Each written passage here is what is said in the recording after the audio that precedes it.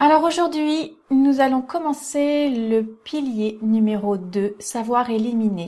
On avait vu le pilier numéro 1, savoir se nourrir. Donc on avait retracé tout ce qu'étaient les principes de nutrition selon les concepts de la naturopathie. On a parlé d'alimentation biologique humaine, on a parlé de biocompatibilité et puis de l'alimentation à dominante végétarienne, tout au moins végétal, si ce n'est végétarien.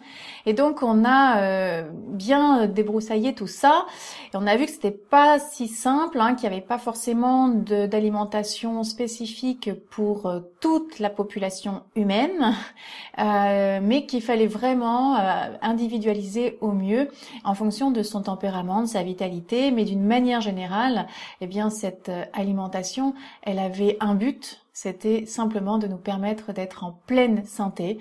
Et donc, c'est vraiment le message que j'ai voulu vous faire passer avec ces différents cours que nous avons traversés ensemble. Et donc maintenant, une fois que l'alimentation est dans notre organisme, bien évidemment, il y a tout un travail qui est effectué entre-temps, eh bien, il va falloir éliminer tout ce qui est déchets issus de ce travail. Donc c'est ce qu'on va voir à partir d'aujourd'hui et pour les prochains cours. Et vous allez voir qu'il y a quand même beaucoup de choses à faire pour pouvoir éliminer. L'important n'est pas de se décaper, mais simplement d'assurer une élimination régulière pour éviter l'encrassement. Alors on va commencer cette première partie en retraçant de grands principes d'élimination. Donc on en avait un peu parlé dans tout ce qu'on avait vu dans les cures qu'on avait vu dans, je crois que c'était le cours pratique naturopathique d'ailleurs. On avait parlé des différentes cures, de la cure de désintoxication notamment.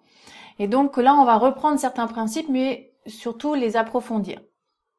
Nous allons voir également les différents déchets qui sont produits dans notre organisme et quels différents émonctoires également qui vont prendre en charge ces déchets. Donc là, on va vraiment retracer tout cela. Et puis ensuite, en deuxième partie de ce cours, eh bien, on va plus précisément reparler de l'encrassement de l'organisme, les différents aliments et leur nature encrassante.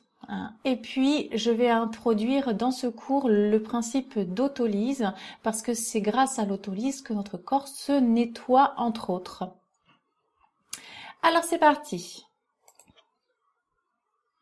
Quelques principes d'élimination.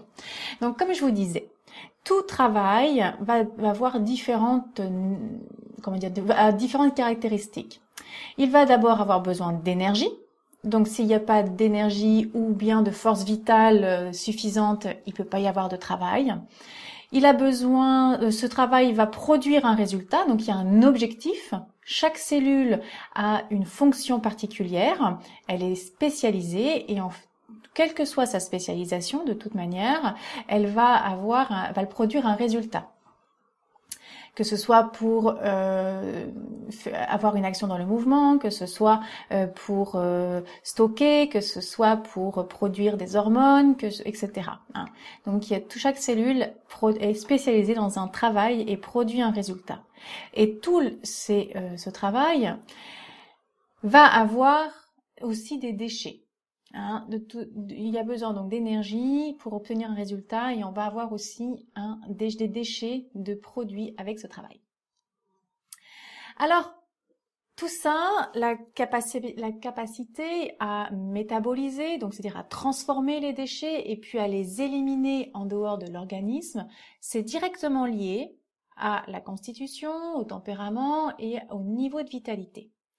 Ça veut dire qu'il y a des tempéraments, des constitutions d'abord, puis des tempéraments qui vont avoir tendance à soit accumuler des déchets, parce qu'ils ont une vitalité qui est constitutionnellement plus basse, ou soit tout simplement parce que même s'ils ont une bonne constitution, eh bien la vitalité est tout le temps dans les chaussettes, et donc le corps ne va pas pouvoir faire sortir ces déchets. Mais d'une manière générale, il faut savoir qu'il y a quand même des prédispositions, des facilités à bien gérer ces déchets que le corps soit produit ou bien que nous ingérons, que la personne ingère. Et il y a des personnes qui auront beaucoup plus de difficultés à gérer ces déchets. Donc c'est tout l'important de bien connaître son tempérament, ses aptitudes, et en fonction de cela, eh bien, de mettre en place régulièrement des cures d'élimination si votre organisme, votre tempérament nécessite un soutien de ce côté-là.